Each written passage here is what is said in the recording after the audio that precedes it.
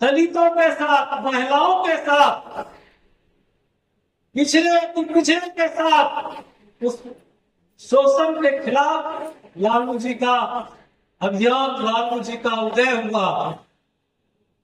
हम खास करके महिलाओं से कहना चाहूंगा कि आप जो पढ़ी लिखी है, जो जानती है इस देश के इतिहास को, बहुत दूर नहीं है, आज से 150 साल पहले 1843 ईस्वी में भारत में 3000 साल के संघर्ष के बाद, तरह तरह की गुलामी, शोषण के खिलाफ एक व्यक्ति, ज्योतिबा फुले नाम का व्यक्ति, जो बानी जाति से था, बहुत संघर्ष करके पढ़े। पढ़ने में भी उनको मनुवादी लोग बहुत कष्ट दिए, पढ़ने नहीं दे रहा था। कि जो शूद्र है उसको पढ़ने का अधिकार ही नहीं है, शूद्र को पढ़ने का अधिकार नहीं था। और माली जाति के ज्योतिबा फुले बचपन से ललक था उनको पढ़ने का। इसी तरह पढ़े, वर्तमान साल उनके पिताजी उनको घर से निकाल दिए और 13 साल में उनकी शादी कर दी गई। और शादी इसलिए 13 साल में कर दी गई तो उनके पिता पर जो है सामाजिक दबाव बनाए मनुवादी ब्राह्मणवादी लोगों ने कि आपका बेटा बिगड़ गया है, ये सामाजिक जो व्यवस्था है उसको ध्वस्त करना चाहता है, ये शूद्र होकर करना चाहता है, समाज को कराना चाहता है। इसलिए उनका पिताजी पर दबाव पड़ा और 13 साल में उनकी शादी हो गई।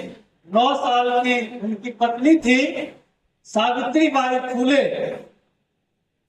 शादी हुआ, उसके बाद वो व्यक्ति अपनी पत्नी को पढ़ाने लगा। और इस भारत में 1843 से पहले किसी जाति के महिला को पढ़ने का अधिकार नहीं था, हिंदू मुसलमान किसी को नहीं। महिलाओं को पर्दा में रहना था, महिला को घर से बाहर नहीं निकलना था, महिला सिर्फ शोषण का शिकार था।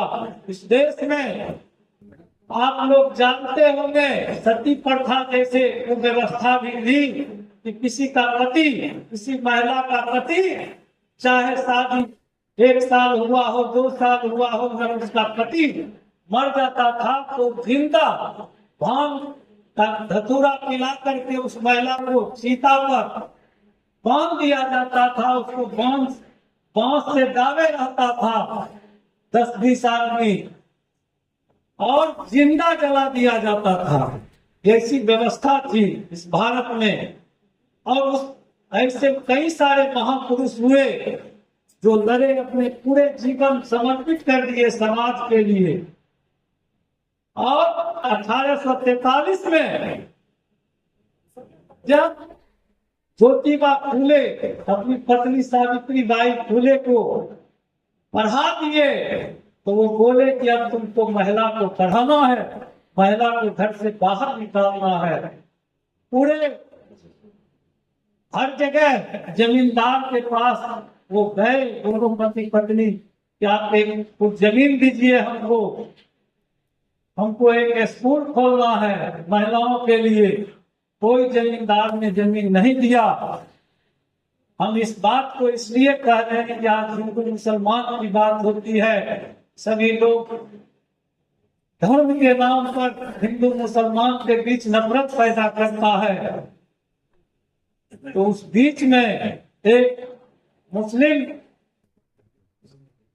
बहुत सारी जो महिला है पढ़ी लिखी है वो जानते होंगे, एक फातिमा शेख नाम की भारत की पहली मुस्लिम महिला शिक्षिका हुई, जिसको सावित्री बाई ने पढ़ाया।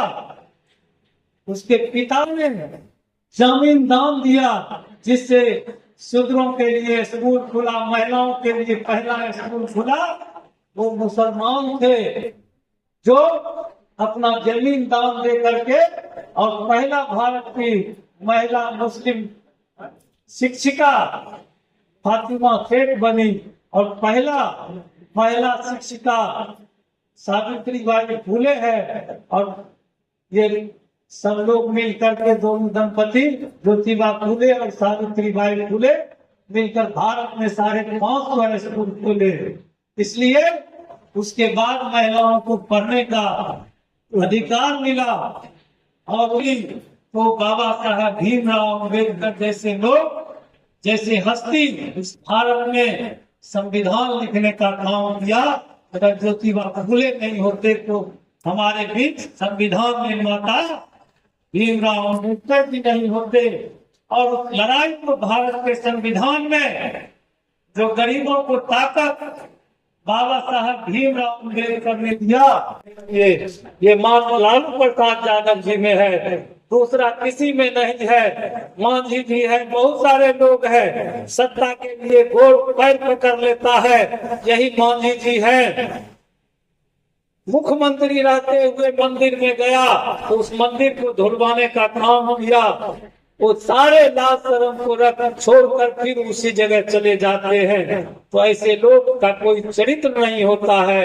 एकमात्र इस देश में, इस बिहार में कोई नेता है गरीबों के हितैषी है, कमजोर दलित शोषित कमजोर पिछड़ा लोगों का हितैषी है, अल्पसंख्यक का हितैषी है, तो वो लालू प्रसाद यादव जी है। और लालू प्रसाद जी के लाल आदरणीय प्रतिपक्ष के नेता तेजस्वी यादव जी को मौका मिला 17 महीना उप मुख्यमंत्री के रूप में इस बिहार को संवारने का, कोई कसर नहीं छोड़े। 17 महीना में इतना काम करके दिखाए जो 18 साल में एनडीए की सरकार नहीं कर सके।